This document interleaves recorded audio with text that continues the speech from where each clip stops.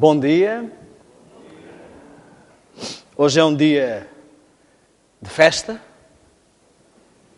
Eu estou muito satisfeito por ter estado na vossa companhia durante esta semana. Penso que o Senhor foi honrado com a vossa presença e penso que se viveu durante esta semana aquilo que a Bíblia descreve como a irmandade, a verdadeira irmandade. Eu senti-me em casa de mais do que de amigos, em casa de irmãos. O bom do Adventismo, o bom que existe neste povo, nesta igreja, a todos os lugares onde vamos, é que há uma identidade, há uma unidade e nós nos sentimos em casa. Não importa aonde formos, sempre parece que, apesar de conhecermos as pessoas há pouco tempo, parece que já nos conhecemos há longa data. Eu quero dizer-vos que a mensagem de hoje é uma mensagem muito solene. Quando eu comecei a pregar sobre a Guerra dos Sentidos, o meu foco era a música e o cinema. E havia só uma pequena parte sobre profecias que parecia não ter grande relevância. E não levou muito tempo até eu descobrir que o foco principal de Deus quanto às palestras não era nada da questão da música e do cinema, mas era a mensagem de hoje. E ela começou a ganhar terreno e espaço e comecei a entender que todas as outras mensagens só têm importância no contexto daquilo que vamos falar hoje. Então eu quero lhe dizer que esta é a mensagem, creio eu, mais importante da semana. Eu quero que vocês tenham consciência de que estão prestes a se deparar perante algo que com certeza já ouviram, porque é mensagem típica do Adventismo, mas que muitas das vezes podemos não ter em mente com toda a clareza e que ao olharmos de uma forma prática vai ser algo que de certeza, pelo poder de Deus, os impressionará como me impressionou a mim.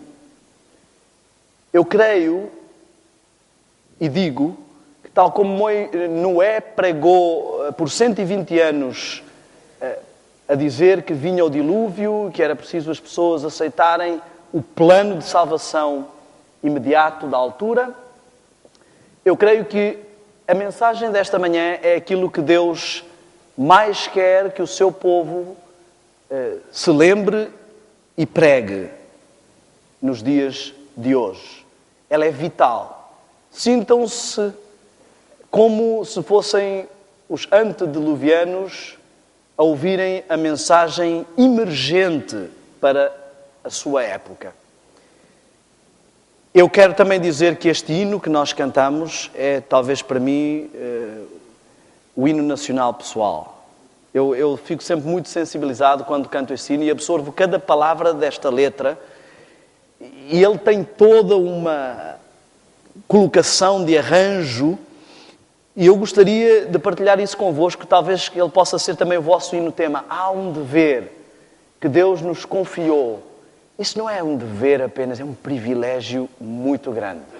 Esta manhã eu vou ter o privilégio de partilhar convosco, de refletirmos sobre o amor de Deus e o seu plano da salvação extraordinário.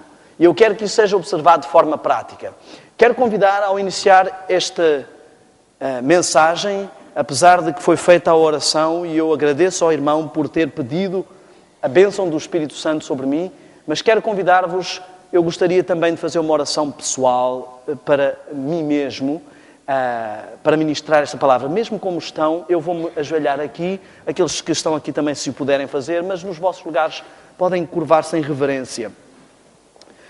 Senhor, Santo Deus poderoso, eu sou incapaz de humanamente partilhar um plano tão profundo e grandioso como o plano da salvação.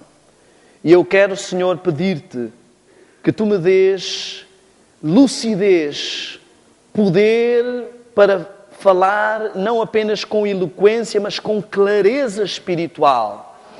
E que nos dês a todos, incluindo a mim, humildade para falar e ouvir e compreender que aquilo que vamos tratar são coisas sagradas, vindas diretamente de Deus. Senhor, abençoa-nos neste momento. Enche esta sala, Pai, eu te peço, com os teus anjos e com o teu Espírito.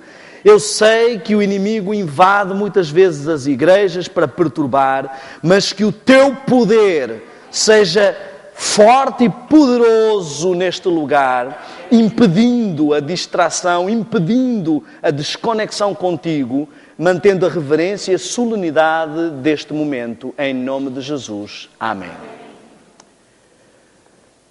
Amigos, eu cresci como adventista toda a minha vida, e toda a minha vida ouvi falar das mesmas coisas que provavelmente vocês têm ouvido.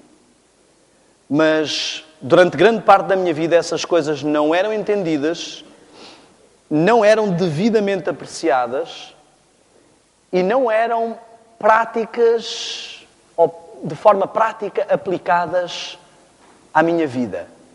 E de certa forma se tornaram como um clichê, algo teórico, algo sabido superficialmente, mas que não despertava o mesmo interesse que outras coisas do meu dia-a-dia que me fascinavam. Pela graça de Deus, aos 33 anos, eu costumo dizer que eu morri tal como Cristo, e morri para uma vida anterior e começou uma nova vida. E o fascínio que hoje tenho pelas coisas espirituais é o fascínio que eu gostaria de vos contagiar, em especial aos jovens. Muitas vezes olhamos para este livro, e eu, como contei no sábado passado, houve fases na minha vida que este livro não me despertava interesse.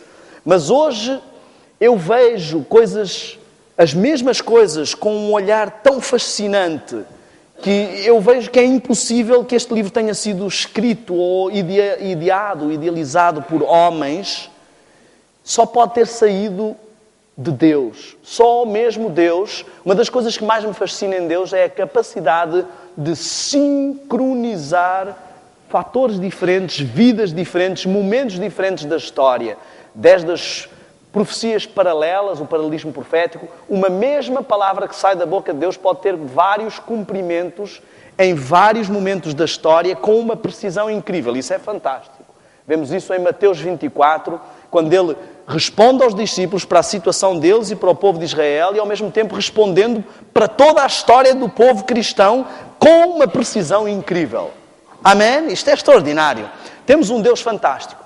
E eu queria que esta manhã, mais do que técnica, mais do que doutrina teórica, saíssemos desta sala apaixonados e impressionados com o maravilhoso Deus que temos e que não há nenhuma teoria evolucionista que possa contrapor aquilo que vai se passar aqui esta manhã pelo poder de Deus.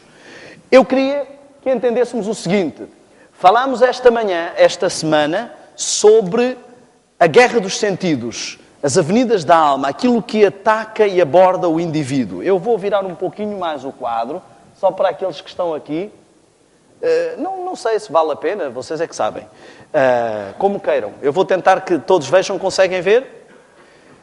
O indivíduo, que significa aquilo que não se pode dividir, ele é composto por uma vertente espiritual, uma vertente mental e uma vertente física que se projetam numa interação social. Bom, se vão para aí, então eu volto a virar isto um pouco assim, para ficarmos todos. Numa interação social. Deus nos criou com estas 3 dimensões. E nós falámos aqui acerca de como o inimigo interage connosco. A dimensão espiritual era a forma como vivíamos. Éramos seres espirituais, apesar de termos uma vertente física. E com o conflito nesta terra, ao terem vindo os demónios para esta terra, Deus fez como que uma barreira. Nós vivemos enclausurados na dimensão física e os demónios vivem enclausurados na dimensão espiritual. Eles não têm uma interação física, a não ser em casos muito específicos. E tentam sempre fazer essa ponte.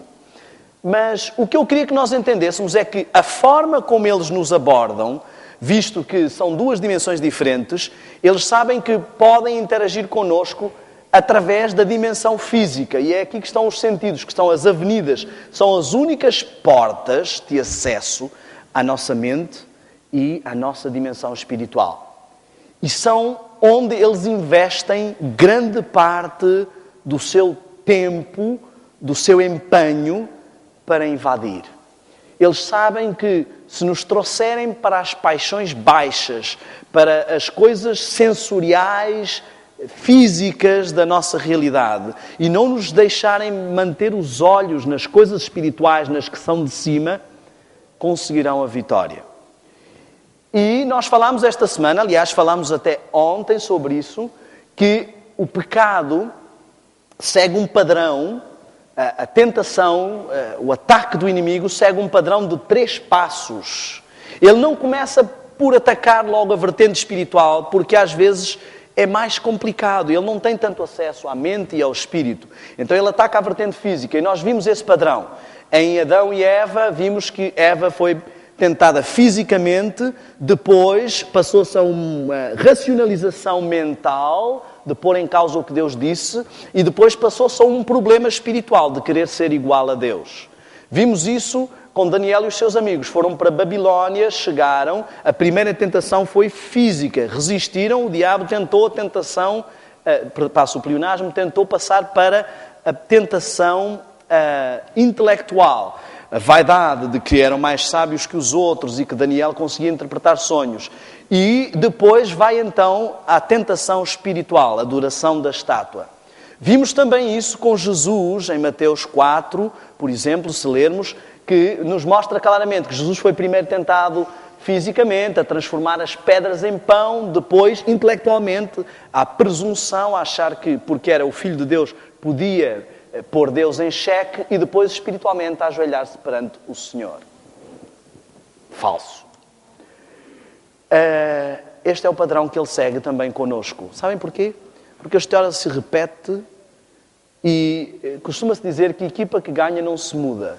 Se ele já fez isto tantas vezes e dá certo, temos estes exemplos bíblicos de fidelidade em que essas pessoas resistiram por estarem ligadas a Deus, mas muitas vezes as pessoas caem nesta sequência de padrão.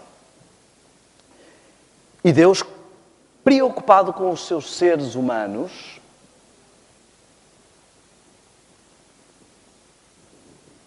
criou um antídoto. E eu acho este antídoto uma coisa espetacular, uma coisa extraordinária. Esse antídoto chama-se santuário. E nós olhamos para o tabernáculo e nós achamos muitas vezes uma coisa muito teórica, cheia de símbolos, muito complicada. E esta é uma das ideias que Satanás quer que nós tenhamos sobre o santuário. Eu queria que abrissem, por favor, as vossas Bíblias no livro de Salmos. No livro de Salmos, no capítulo 77 e no versículo 13.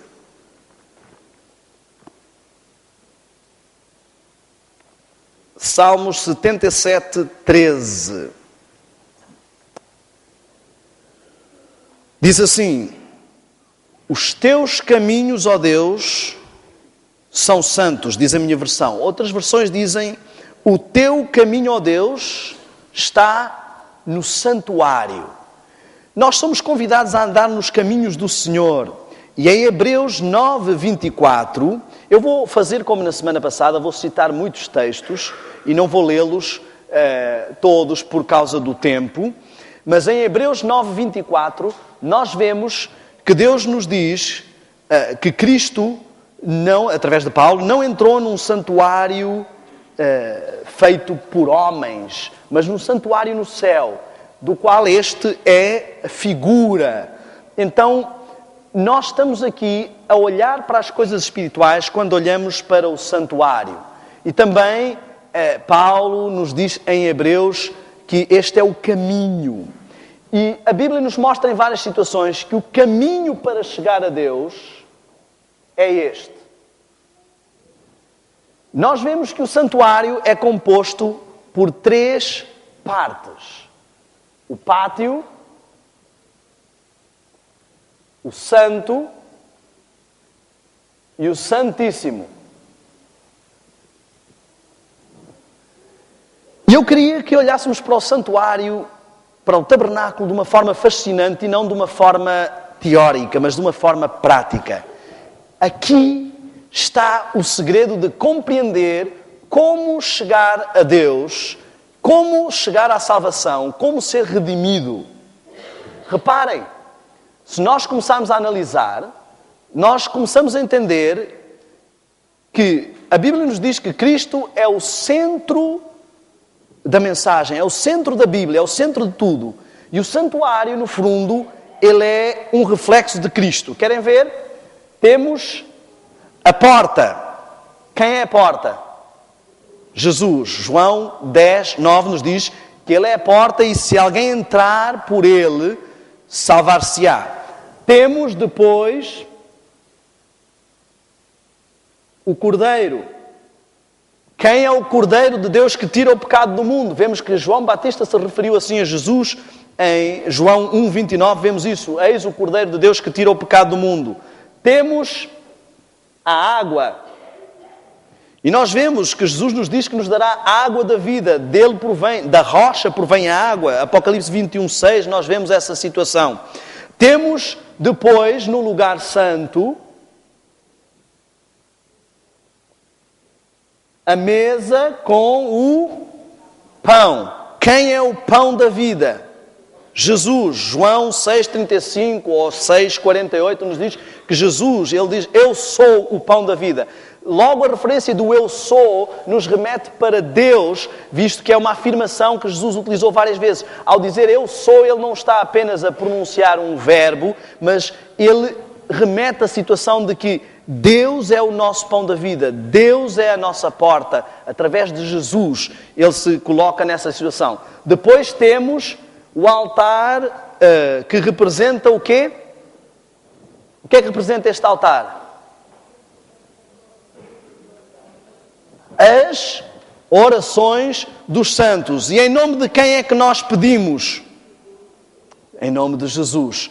E nós vemos que Jesus também é muitas vezes chamado de anjo do Senhor. E ele ministra perante o altar. E vemos que muitas das atividades neste processo do plano de salvação estão aqui reveladas. Depois temos o candelabro com as lâmpadas. E quem é que é a luz do mundo? João 8,12. Jesus é a luz do mundo. Estão a ver? O santuário todo nos fala sobre Cristo. Depois vamos ao lugar santíssimo. E o que temos no lugar santíssimo? A arca da aliança, o pacto de Deus com o seu povo. Temos os anjos e temos depois a lei. Quem é o Senhor da lei? Quem é o Senhor do sábado? Vemos que isso está dito em Mateus 12:8. E quem é o objetivo da lei? Romanos 4:16, Jesus. E temos também o Shekinah, que representa a presença de Deus com o seu povo. E vemos em Mateus 1:23 que Jesus é anunciado como sendo Emanuel, que significa Deus conosco. Então, se repararmos bem, nós temos aqui no plano da salvação a representação de que Jesus é a figura central desse plano. Tudo aponta para Jesus. Agora, Jesus veio à Terra para mostrar o quê? O caráter de quem? Do Pai. Ele é o representante do quê? Da divindade. Então, quando vemos Jesus no santuário, o santuário também nos está a mostrar a divindade. O pátio nos mostra o lado humano que a divindade assumiu, a sua manifestação física, a encarnação, a operação número 1 para a salvação da divindade foi a intervenção de Jesus. Depois de sermos levados até Cristo e aceitarmos o sacrifício de Cristo, entra em ação o segundo elemento da divindade, o Espírito Santo. Ele é quem convence, ele é que se processa na santificação. Ele é que tem toda esta interação e dá testemunho de Cristo também.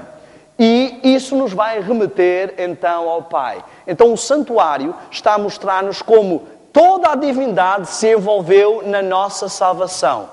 Cristo foi aquele que realmente se ofereceu para assumir a forma humana, perder a omnipresença e ser sacrificado, mas todos estão envolvidos neste processo de salvação. E eles nos dizem como é que cada um se envolve e como é que isso interage connosco. Em Jesus temos tudo, mas ele representa as várias interações. Temos a justificação.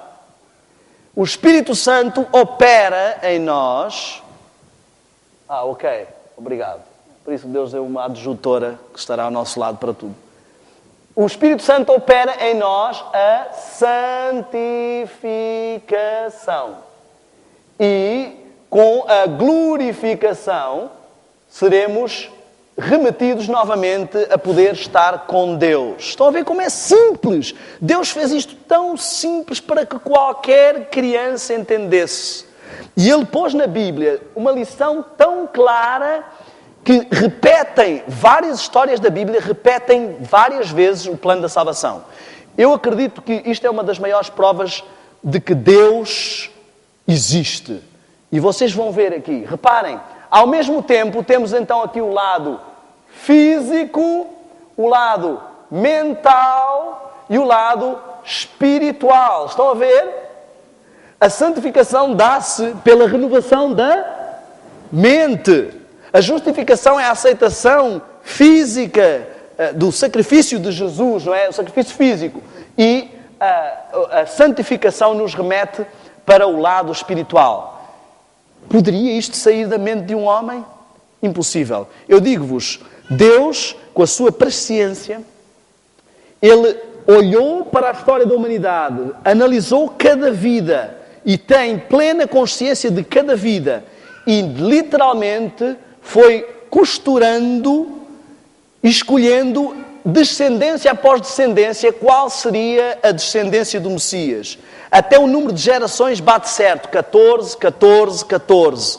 O número de juízes bate certo. O número de patriarcas bate certo. Tudo encaixa. É impossível que isto tenha apenas acontecido. E as vidas foram escolhidas para todas refletirem o plano da salvação. Isto é extraordinário. Quer ver? Vamos começar por Adão. O que é que aconteceu com Eva? Eva era o quê em relação a Adão? Esposa. Temos alguém que também recebe o nome de Adão. Quem é? Jesus. Então, Adão, primeiro Adão, tem uma esposa que é Eva. Eva significa mãe de todos. O segundo Adão, Cristo, tem uma esposa que é quem? A Igreja. Que é também a mãe de todos os que são salvos. Eva, a mulher representa o quê? Igreja. Afasta-se do esposo e cai dominada pelo inimigo. Também quando a igreja se afasta de Cristo, cai dominada pelo inimigo. Ela cai no padrão da tentação. E por isso é que Deus dá um antídoto que reverte o padrão da tentação. Exatamente o padrão que o diabo segue, Deus dá um antídoto que contrapõe esse padrão. Depois, nós vemos o seguinte: quando eles caíram, perderam o brilho, perderam o lado espiritual, digamos assim, entrou em lacuna, e eles fizeram uma coisa. O que é que eles fizeram? Descobriram que estavam nus, esconderam-se. É a tentação que nós sentimos depois de cair em tentação. A tentação seguinte do diabo é não vir a Cristo. E é o grande erro que muitos fazem. E depois eles fizeram uma coisa para esconder a nudez. O que é que foi? Cozeram o quê? Folhas de figueira. Onde é que vemos mais figueiras na Bíblia?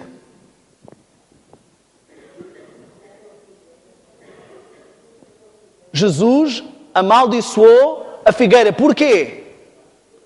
Não tinha o quê? Frutos. Estão a ver o que representam as folhas de figueira? Justiça própria. Eu não tenho frutos e arranjo uma série de floreados para tapar a minha nudez espiritual. E será que isto foi por acaso? Deus gravou o plano da salvação logo desde ali. E Deus chega, reparem, Deus nos mostra quem é que foi à procura de quem.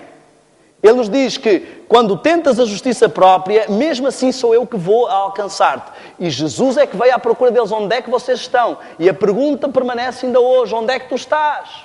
Que vida é essa que estás a levar?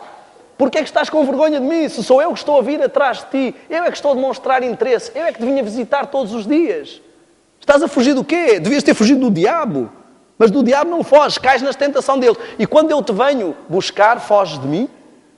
E Jesus diz assim, meu amigo, olha, aparência, muitos cargos de igreja, muita atividade de igreja, muitas folhas de figueira, não vão resolver o teu problema.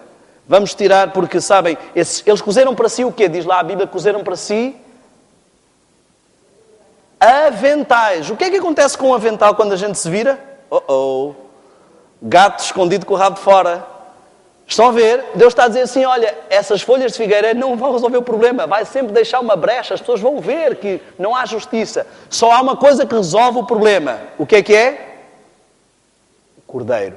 Jesus mata um cordeiro, derrama-se o sangue e agora eles estão vestidos e cobertos pela justiça de Cristo. Será que isto é por acaso? Nada é por acaso. Eu poderia passar aqui a manhã toda a contar histórias. Veja a história de José. A história de José, um tipo de Cristo. José, ele se destaca dos seus irmãos porque é o único que realmente agrada ao Pai. Os outros são todos com defeitos terríveis. Também Cristo, entre nós, os seus irmãos, é o único que agrada ao Pai. O que é que distingue a José? A sua Túnica, o que representa a túnica? Justiça. A sua túnica é colorida, se destaca em relação a todas as outras. Também a justiça de Cristo é superior à nossa, se destaca. E nós muitas vezes sentimos inveja. José foi traído pelos irmãos, tal como nós traímos a Cristo. Por causa dos irmãos que eram uns trastes, ele foi mandado para uma terra distante, para o Egito, que representa a contraposição do povo de Deus. Também, por causa do nosso pecado, Cristo teve que abandonar a sua casa, a casa do Pai, e foi mandado para uma terra distante, para o Egito daqui, para ficar à mercê de um faraó. Estão a ver?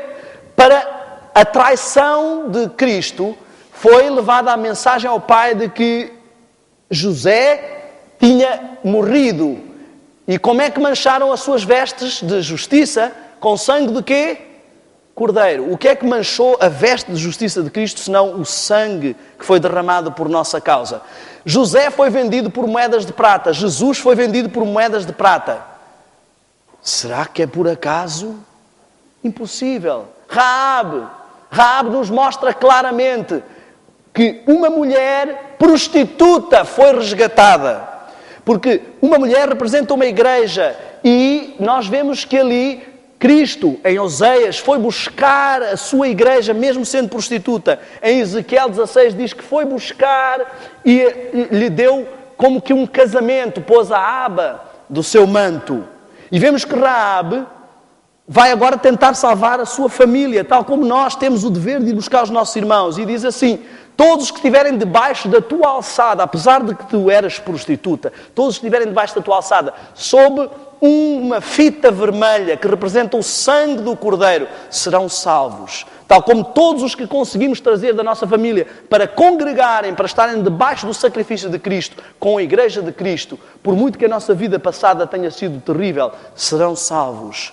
Jericó representa todo o mundo que quer impedir o povo de Israel de chegar lá. As muralhas de Jericó caem e só permanece. Pode haver todo o turbilhão, pode haver crises no final deste tempo, mas só a casa de Raabe, apesar de ter sido uma vida de um traste, mas recebeu o sangue do Cordeiro, só essa permanece. Oh, meu amigo, se não existe Deus, não existe mais nada nesta terra. Porque é impossível que todas estas histórias se encaixem e representem todas juntas o plano da salvação.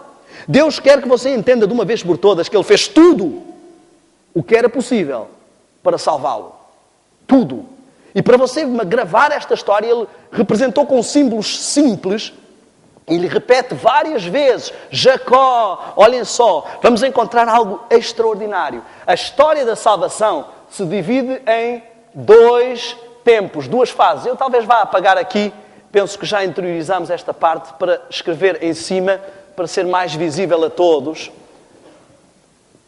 Olhem como é extraordinário o nosso Deus. A história da salvação, o plano da salvação, se divide em duas partes principais. Antes de Cristo, depois de Cristo. Antes de Cristo representa a primeira parte do povo de Deus. Depois de Cristo representa a segunda parte do povo de Deus. E o que nós temos é que a segunda parte também se divide em duas partes. Até 1844 e a partir de 1844 está representada a história da humanidade. O plano da salvação ao longo da história está representado no santuário. Olhem, o povo de Israel passou e saiu do Egito e a primeira coisa que fez antes de sair foi matar o quê? O cordeiro. A segunda coisa que fez foi passar o quê? As águas do mar vermelho, que representam o batismo. O mar se abriu e ficou para trás tudo o que era a vida egípcia sob as águas, purificado. E eles andavam, nós devemos ser batizados pelo Espírito e pela água. E eles andavam sempre acompanhados de duas coisas. Uma coluna de fogo e uma coluna de nuvem. Água e fogo. Temos que ser batizados pelo Espírito e pela água. Isto tem que acompanhar a nossa vida espiritual. Reparem, eles saem e vão para o deserto. O deserto sempre representa santificação. Vemos que Jesus foi para o deserto, João Batista foi para o deserto, Elias foi para o deserto, o povo de Israel foi para o deserto, Moisés foi para o deserto. Quem quer se preparar vai para o deserto. E diz que a mulher fugiu para o deserto para ser alimentada por Deus. Se nós não nos isolarmos das influências das pessoas, o que menos há no deserto é gente e o que menos há no deserto é água. A água representa povos para além da palavra. Então, se não nos isolarmos da influência do que está à nossa volta, se não entrarmos no deserto da santificação na nossa vida, não chegaremos à terra prometida. Reparem, a primeira coisa que eles têm no deserto é a presença do Senhor. O Senhor fala com eles diretamente. Eles querem chegar à lei. É impossível chegarmos à lei. Muitos adventistas tentam guardar a lei, seguir a lei, sem fazer o processo do santuário, sem irem todas as manhãs e todas as noites aos pés do Senhor para ser justificados. O caminho é este. Aquele que não entra pela porta é ladrão. Se não entrarmos pela porta, nunca chegaremos à lei. Se não nos humilharmos perante o Senhor, se não compreendemos o que é verdadeiro arrependimento. Não é dizer, Senhor, desculpa lá que eu pequei mais uma vez. Senhor, desculpa lá, não faço mais. E continuar a deixar esta mancha no nosso coração. Nós temos que compenetrarmos a cada falta. E isso só pode acontecer se todas as noites, todas as manhãs, nos chegarmos perante o Senhor, se reservarmos tempo para isso e nos compenetrarmos de que esta mentirinha que eu disse ao vizinho foi o que pôs Cristo na cruz. Muitos de nós, estamos arrependidos das consequências dos nossos pecados, mas não dos nossos pecados. Por isso é que continuamos a cometê-los, porque não estamos compenetrados de quão hediondos eles são. Pedimos desculpa ao Senhor e nos arrependemos da consequência, mas não do pecado em si. Precisamos pedir ao Senhor verdadeiro arrependimento, porque isto é um dom do Senhor. Então, passando o deserto, a primeira coisa que eles encontram é o maná, o pão que desce do céu. Não é incrível isto? Tudo encaixa. Deus conta o plano da salvação milhares de vezes, sem conta, na Bíblia, em todas as histórias. Ei, isto não é só um livro de histórias. Isto é o livro da história. É o grande livro. Aqui está o manual mais precioso que o ser humano pode ter. Isto é um livro fantástico. Um livro que nos mostra Deus real.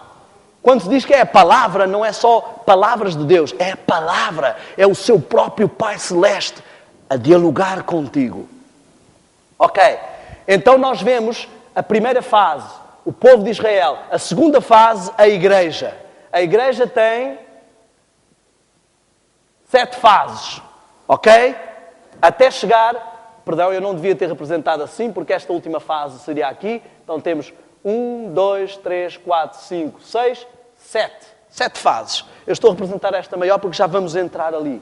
Reparem, nós vemos algo muito extraordinário. Querem ver outra vez Deus a contar esta história de outra forma?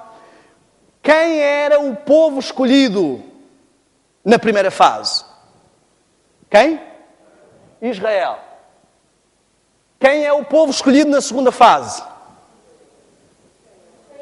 Israel espiritual. Quem é o pai que dá o nome a Israel? O pai do povo é Abraão, que representa Deus como pai também do Israel espiritual, mas há alguém que vai dar o nome de ser Israel, descendente de Abraão.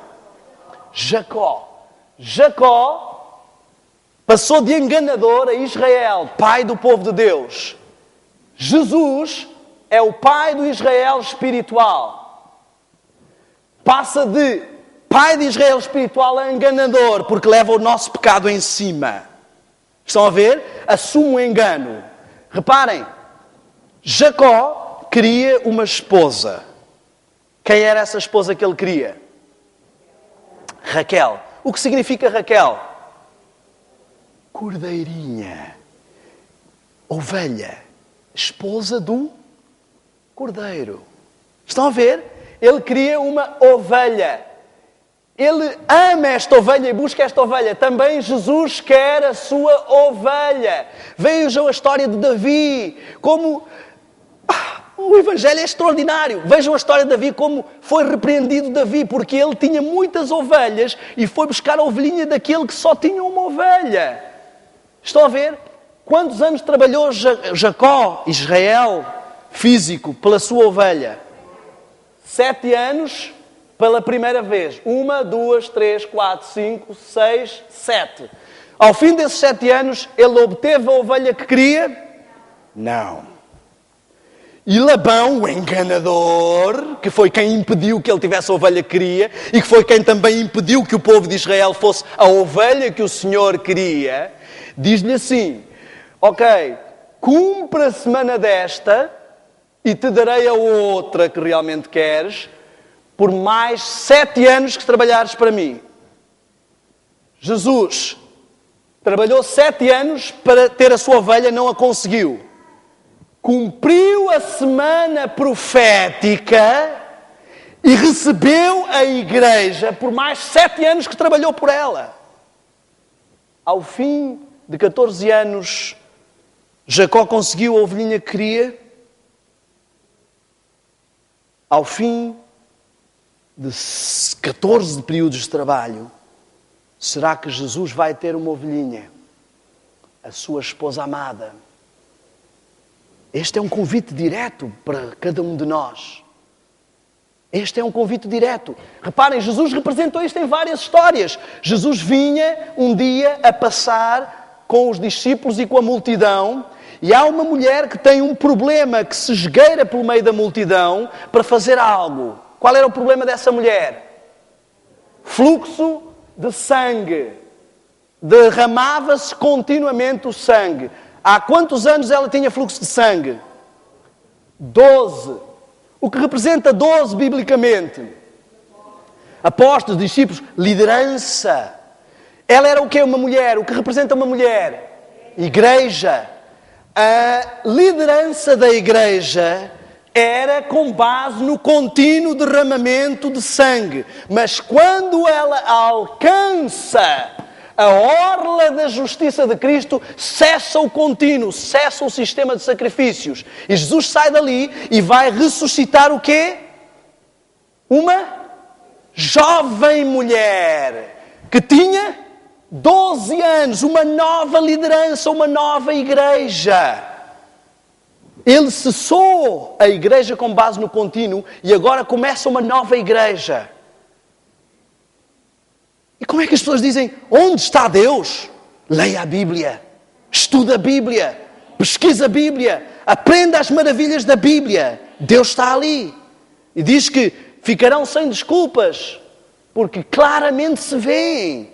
Isto pode partir de mentes humanas, estas coisas acontecerem todas e coincidirem todas. Impossível. E há uma outra mulher que a Bíblia nos apresenta, que representa este último período.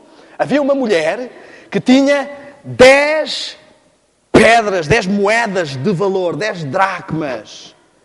O que significa mulher? Quais são as 10 moedas de valor que Cristo deu à sua igreja? Os 10 mandamentos. O que é que aconteceu com uma dessas moedas? Um desses mandamentos perdeu-se. E o que é que fez a igreja?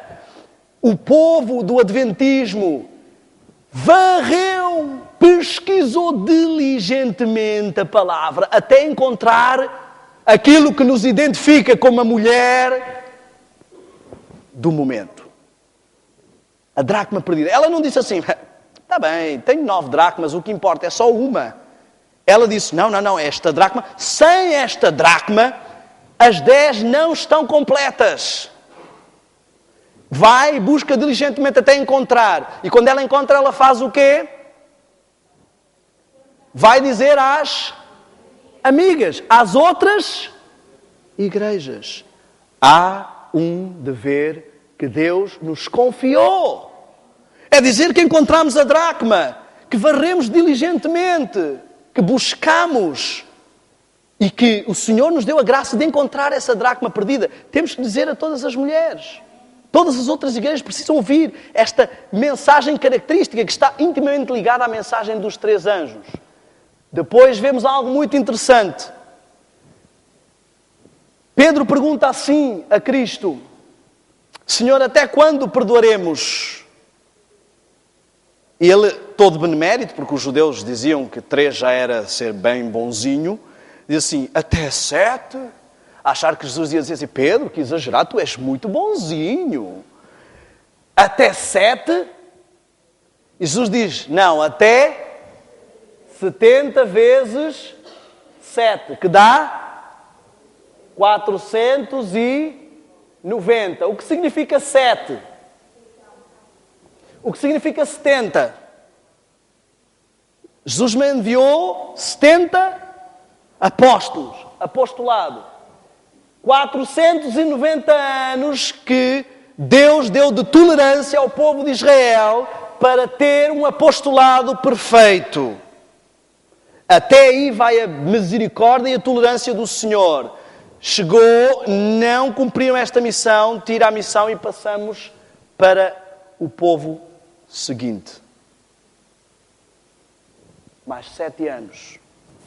Eu quero que você entenda o desafio de Deus para a última igreja. Existe a tendência de pensar que Laodiceia significa povo que dorme, mas Laodiceia significa povo do juízo ou juízo do povo. Não é nos últimos minutos do jogo que o treinador diz assim, bem, olha, o jogo está quase a acabar, deixem e fiquem por aí. Não. É quando ele coloca em campo os seus melhores trunfos. Quantas fases da Igreja de Deus foram trasladadas? A única fase que ele vai pegar e trasladar em massa. Deus não está à espera de uma igreja que seja abaixo do nível de Daniel. Não está à espera de uma igreja que não seja fiel como José. Deus quer, da escória da humanidade, tirar as primícias, o seu melhor. E é para isso que Deus o chamou. Você que está aqui esta manhã, é para isso que Deus o chamou. Reparem, nos mostra 7 trombetas, 7 alertas, advertências. Eu quero que você entenda isto. Como é que foi conquistada Jericó? A cidade que se interpunha entre o povo de Deus e a terra prometida. As muralhas, as pedras representam um sistema religioso. Quando adoravam, punham um altar e faziam um sistema religioso. Jericó era uma cidade murada. Babilónia era uma cidade murada. O diabo quer construir uma barreira de sistema religioso grande que nos impeça de ver o que está para além. E o povo de Israel chega, rodeia a cidade. Quantas vezes? Foi tocada a trombeta 7 vezes. 7 dias consecutivos, 7 períodos consecutivos foi tocada a trombeta para derrubar Jericó e poder entrar na terra prometida. Mas no 7º período, na 7ª fase da trombeta, o povo fez uma coisa muito interessante. Fez o quê? Tocou a trombeta e fez mais o quê? Qual é o período da igreja que vai fazer o alto clamor, meu amigo? A 7ª trombeta de advertência. Deus tem um candelabro com 7 braços, 7 luzes, porque a sua igreja tem brilhado 7 períodos, mas agora é luz completa. 7 luzes brilhando ao mesmo tempo. Esta é a igreja que tem o maior conhecimento de toda a história. Diz que sela o livro, Daniel, até ao tempo do fim. Conhecimento profético que outras igrejas não entenderam antes. Outras fases da igreja não entenderam antes. Sabem? Se vocês forem à Bíblia e fizerem uma pesquisa sobre o número 7, vão ver o que representa e o que está desafiado para o 7º período. Olhem só. Noé, para a salvação do povo da altura, entrou para a arca e ficou 7 dias até começar a chuva. A Igreja de Deus está à espera há 7 períodos para receber a chuva serôdia. Elias mandou o servo ver se havia água 7 vezes. Da 7ª vez, chuva. Chuva serôdia é o que vai receber este período. Reparem, Naamã tinha um problema. Qual era o problema? Lepra. Nós vemos que isto é o que Deus pede. É que nós, como Moisés fez, Temos lepra, o Senhor nos tira a lepra, vamos e testemunhamos, e as pessoas crerão que o Senhor nos libertou da lepra. Naamã mergulhou quantas vezes?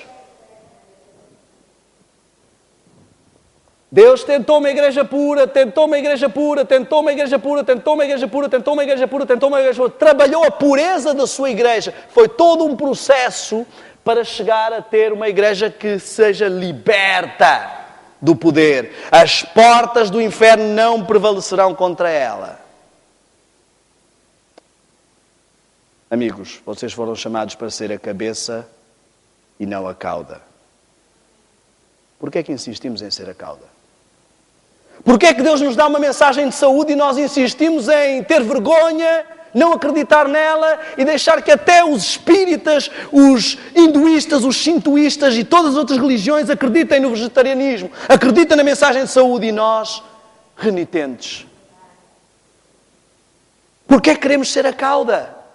Quando Deus nos chamou para ser a cabeça. Amigos,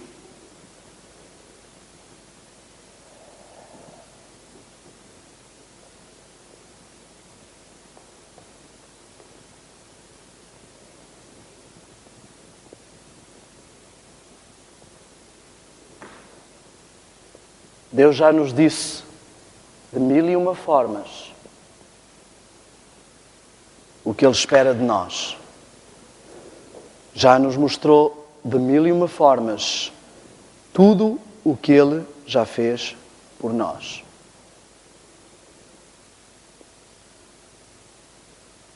Chegou o momento de retribuir, de não andar a claudicar entre dois senhores.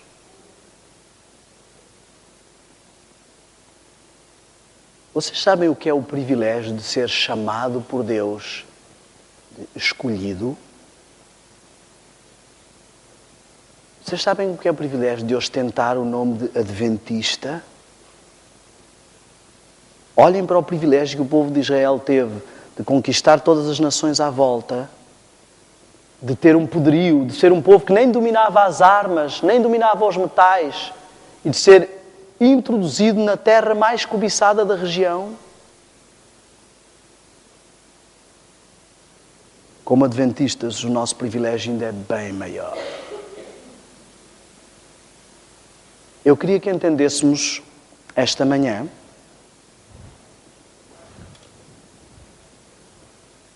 o momento profético em que estamos.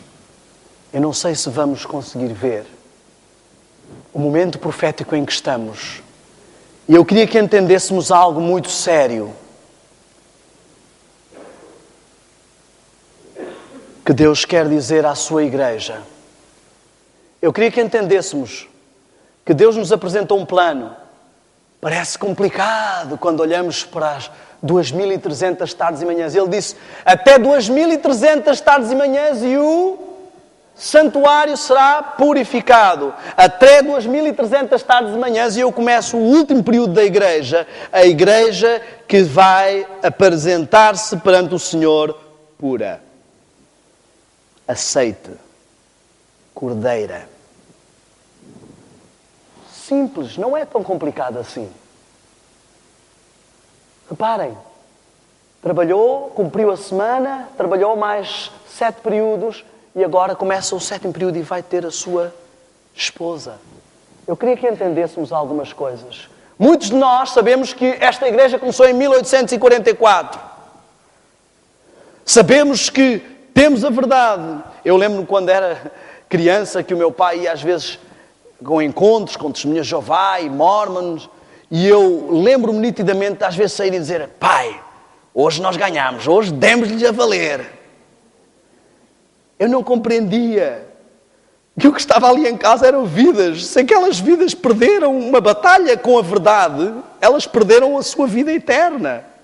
Nós às vezes, a nossa visão fica tão enclausurada nas coisas deste mundo que não reparamos. Reparem, muitos de nós, tudo o que sabemos é que vem aí a segunda vinda. E falámos sobre isso a semana passada. Está o mundo inteiro à espera da segunda vinda. Satanás tem sempre a doutrina da segunda chance. Reparem, quando surgiu este movimento, falámos também sobre isso a semana passada, várias contrafações surgiram, várias revoluções aconteceram. Nós temos profetas que se dizem assumir como profetas, temos uma religião que se diz como ciência, que é o evolucionismo. Religião é qualquer coisa que te aproxima do teu Deus. E o evolucionismo nos afasta de um Deus e nos aproxima de outro Deus, que é o eu, que é o mesmo Deus da nova era, que é o mesmo Deus que o diabo apresentou a Eva da primeira vez que a tentou. Tu podes ser um Deus. Busca o Deus que há em ti. O diabo tem a mesma mentira por 6.000 anos e as pessoas continuam a cair nela. Revolução religiosa, revolução filosófica, revolução musical, consumismo, indústria do cinema, exploração do planeta. Todas estas coisas surgiram ao mesmo tempo que a Igreja de Deus, que o último povo, que a última missão.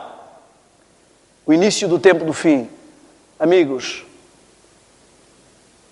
alguns estão a pôr o seu marco na porta da graça. Bom, enquanto a porta da graça não fechar, eu posso andar com o pé dentro e o pé fora. Quando eu vir que a coisa está a ficar preta. Acontece que sairmos daqui e formos atropelados ali à frente, Deus queira que não, fechou a porta da graça. Acabou. Ei, um dia ias aceitar a Cristo? Já era. Pior.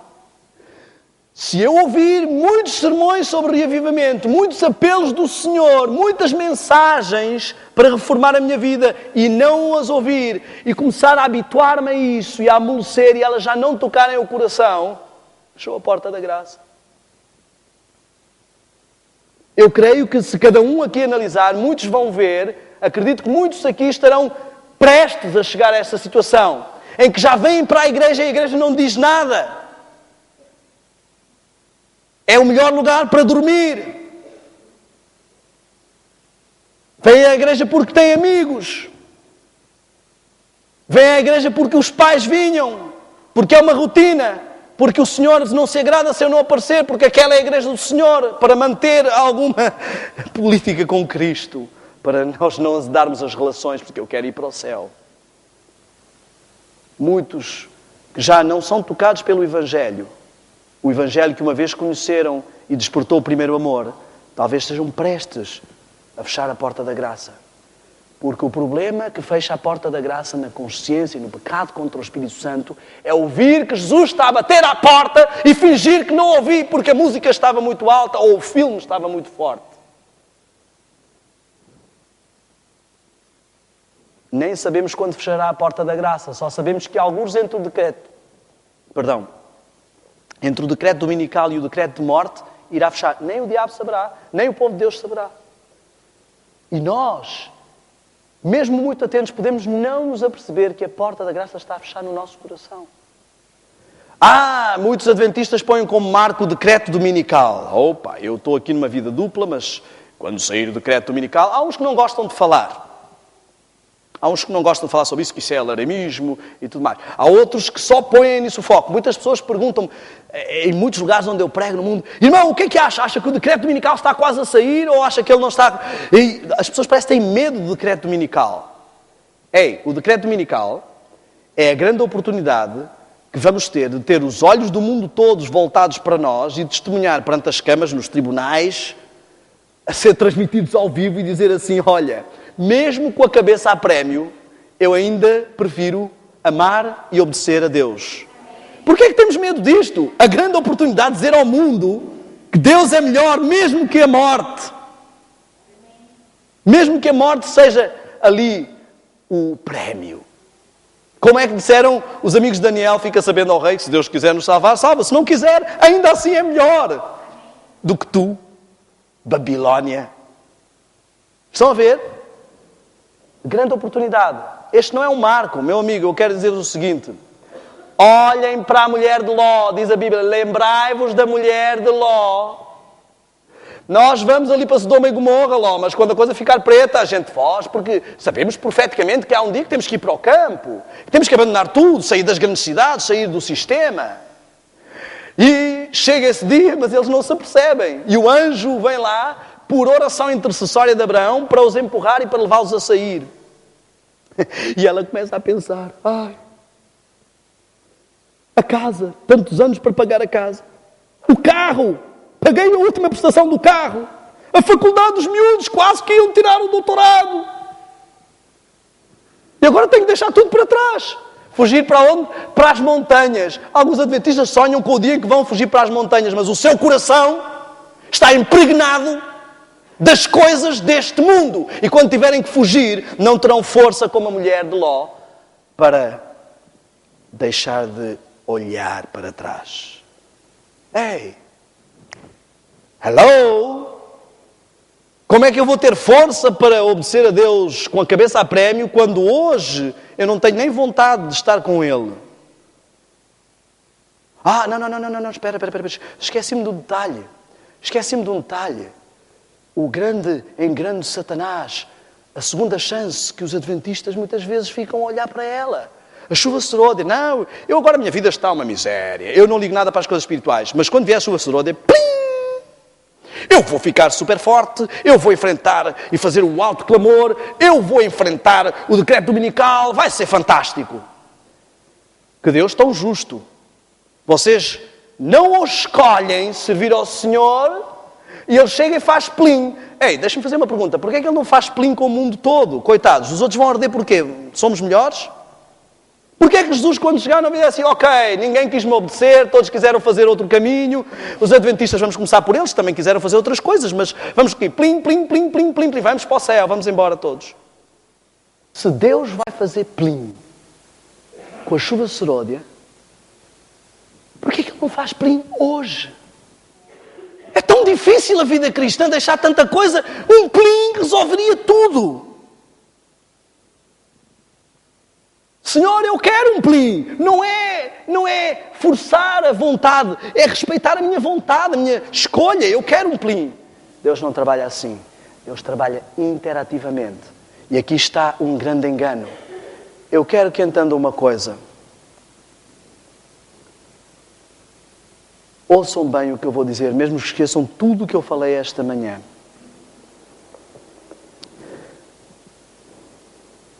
Há dois tipos de enganos.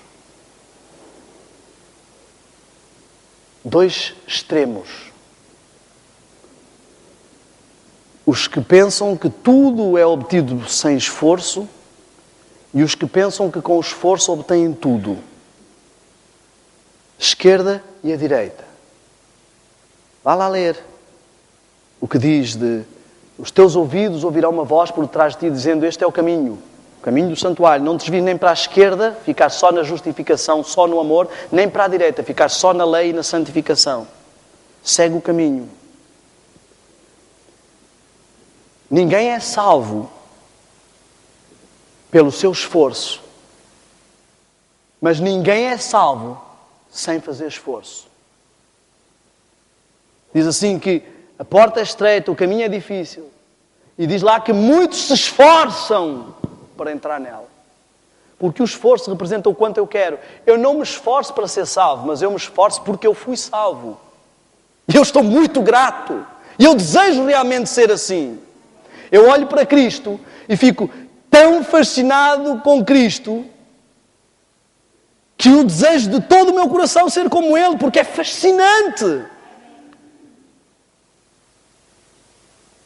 Amigos, eu quero que entendam o seguinte.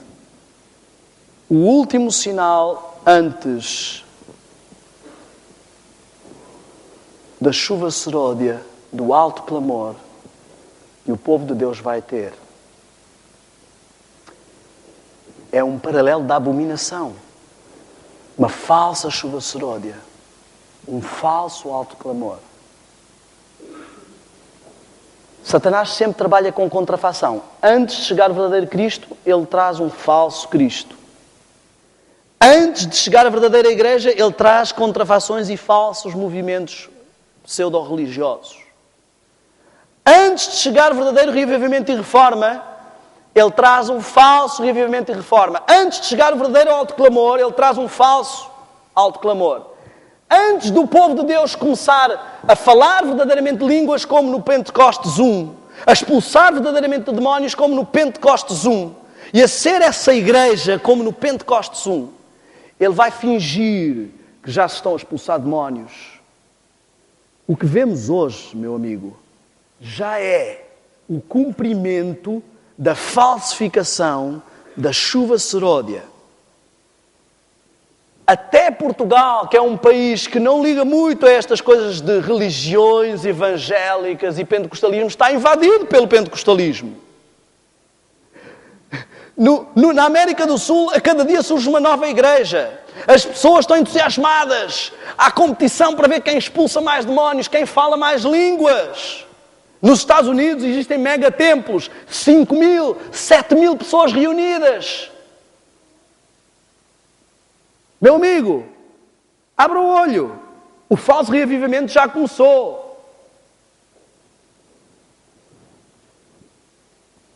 Na Europa é o racionalismo. Vá à Inglaterra, vá à França e veja como está o cristianismo.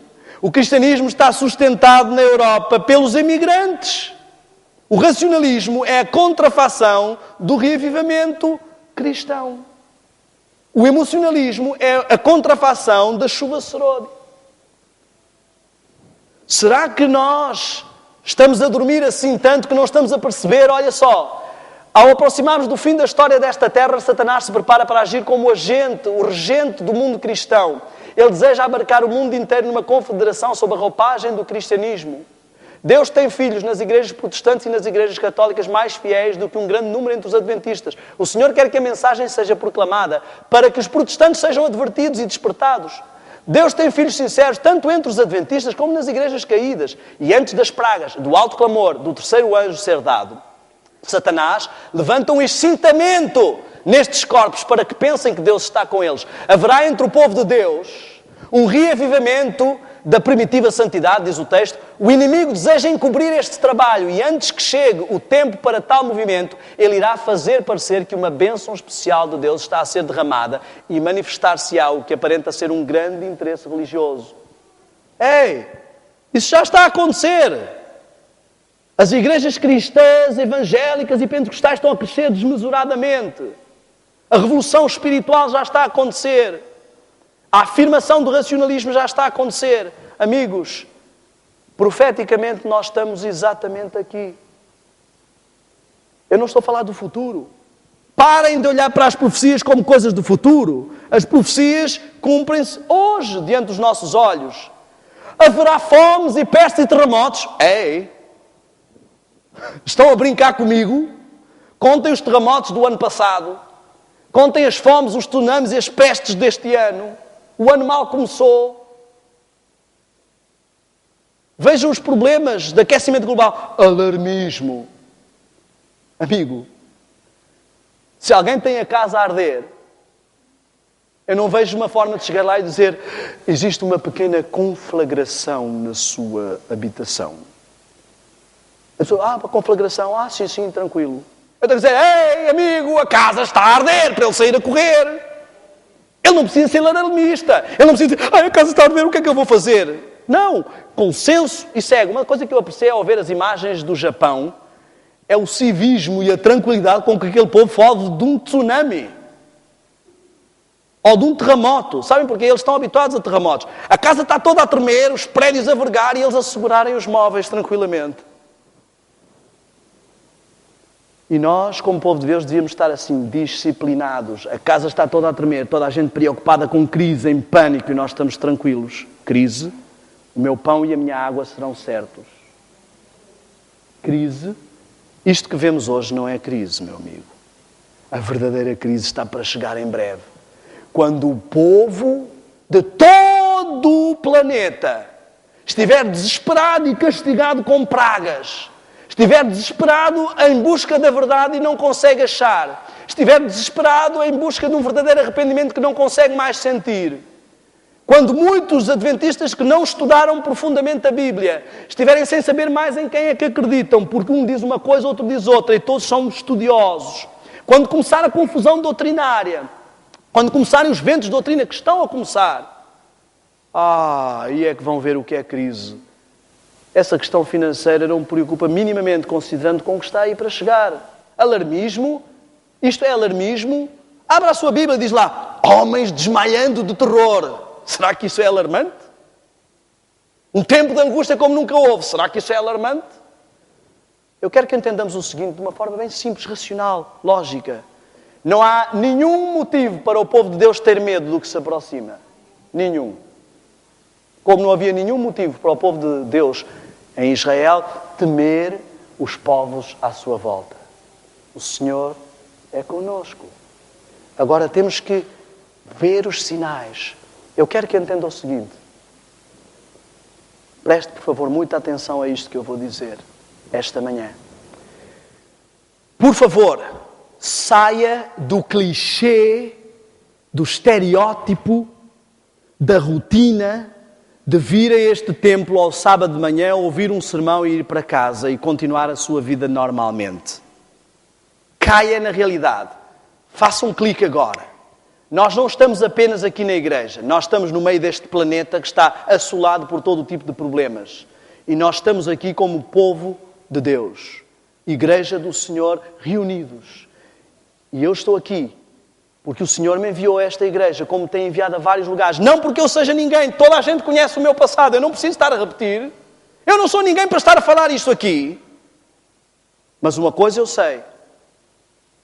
Ninguém consegue refutar o que eu digo, porque não fui eu que inventei esta mensagem é do Senhor. Abra a Bíblia, abra o Espírito de Profecia, pegue e ligue para a publicadora e peça preparação para a crise final, leia de uma ponta à outra. Este livro está escrito desde os anos 40.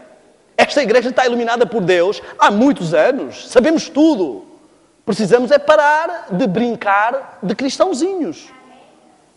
Reparem, amigos, o que eu estou aqui a dizer é muito simples.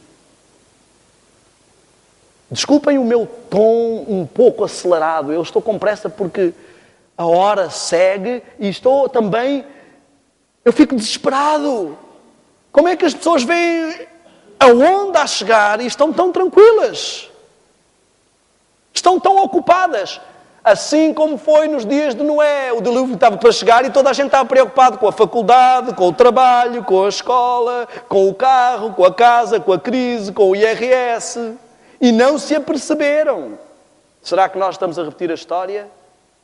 A repetir a história do dilúvio, a repetir a história de Israel? E não nos apercebemos? Ouça, por favor, o que eu vou dizer. Eu levava uma vida dupla, como já disse aqui. E quando comecei a ver as coisas a acontecer, eu disse, até eu não sou assim tão bobão que vá cair nessa. Isto está por demais. Estamos a ir muito longe. As coisas estão demasiado óbvias. Eu digo sinceramente, pessoalmente, para mim, a vida secular perdeu todo o sabor. Nós reabrimos a nossa empresa para o sustento do nosso trabalho missionário, porque prazer em estar a trabalhar para outros clientes, para estar em negócio, eu não tenho nenhum. Prazer em estar ocupado com as coisas do mundo, eu digo sinceramente, eu não tenho nenhum. Mas eu estou aqui, não vou ser o alien e vou continuar até o Senhor chegar a fazer as coisas por testemunho. Mas eu quero que entendamos o seguinte. O último sinal antes de Deus derramar o Espírito Santo sobre o seu povo. Vou fazer isto mais específico. A última coisa que vai acontecer antes de Deus derramar uma dose especial do Espírito Santo na tua vida. A ti, que Ele te convidou para vires para esta igreja. A última coisa que Ele te vai dar de alerta é a falsificação daquilo que Ele vai trazer. Deus já está a dar ao povo adventista o último alerta. Interessantemente, Deus é um Deus zeloso que visita a maldade dos pais nos filhos até a 3ª e 4ª geração. Cada geração são 40 anos.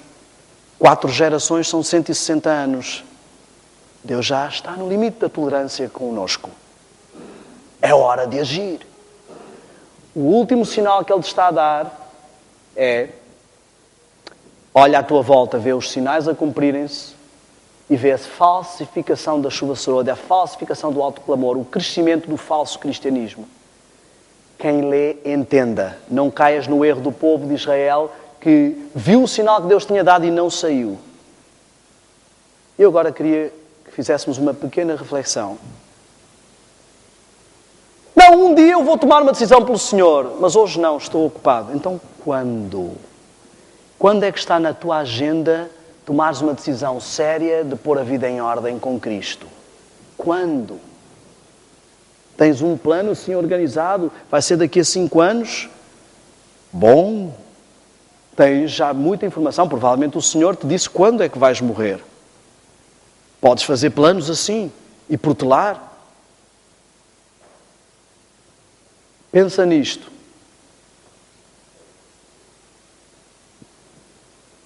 Quem lhe entenda, depois de uma falsa chuva serôdia, de um falso Pentecostes, de um falso reavivamento, de um falso autoclamor, virá o verdadeiro.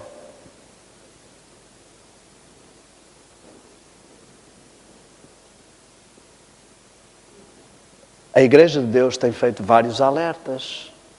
Já não é a primeira campanha, a primeira missão global, a primeira estratégia. Mas não é à toa que Deus deu ao seu povo um novo presidente, um lema que te lembra: reavivamento e reforma é a palavra de ordem para o povo de Deus hoje. E Deus quer que essas duas palavras atinjam o seu povo da cabeça aos pés. Eu vou-te dizer uma coisa com toda a sinceridade. Pode ser que isto seja só mais uma estratégia da Igreja, daquelas que não muda nada, que toda a gente continua a ser virgem louca, sem pôr azeite na lâmpada, sem buscar o verdadeiro Espírito Santo, sem deixar de ser Laodiceia. Mas eu te digo, e se é desta? E se é desta vez que o motor pega? E se é desta vez que o fogo acende? E se é desta vez que a igreja se inflama?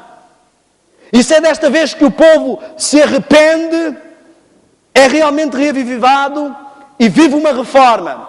E se é desta vez que a igreja entra nos eixos? E se é desta vez que a igreja é purificada? Vais ficar de fora desta.